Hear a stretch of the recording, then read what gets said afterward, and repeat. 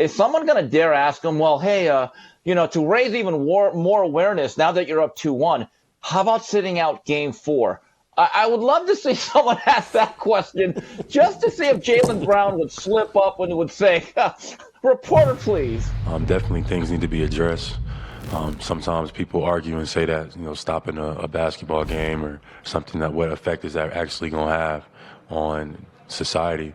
And I would say in response that it raises awareness. You really think that they could boycott an NBA Finals game over gun violence?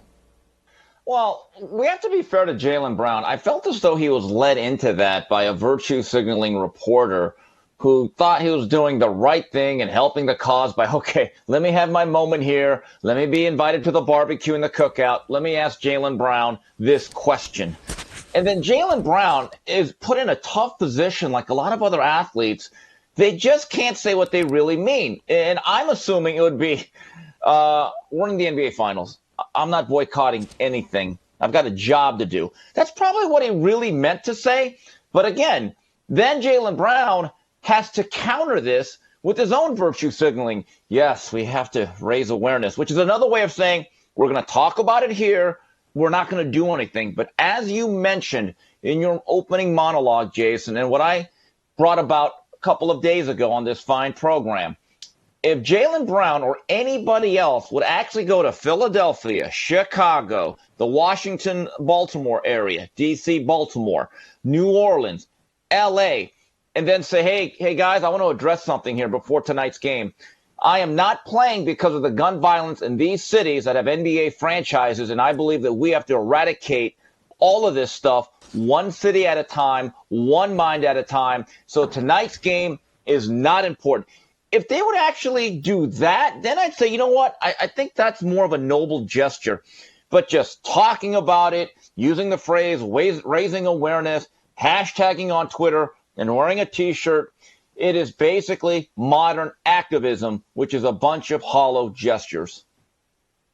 Modern activism is accurate. And I don't want to beat up on Jaylen Brown too much because I agree with you. This is all a byproduct and outgrowth of the position the media has put athletes in.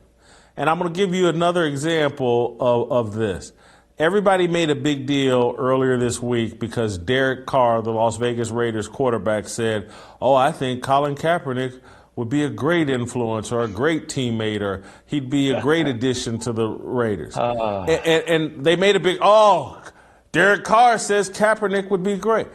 And it's like, is Derek Carr in any position to be honest? He can only say any NFL player, particularly a white one, if asked about Colin Kaepernick, has to say, oh, my God, are you kidding me? He should be our starter. He could be a great addition, because everybody knows what happened to Drew Brees when he defended the national anthem.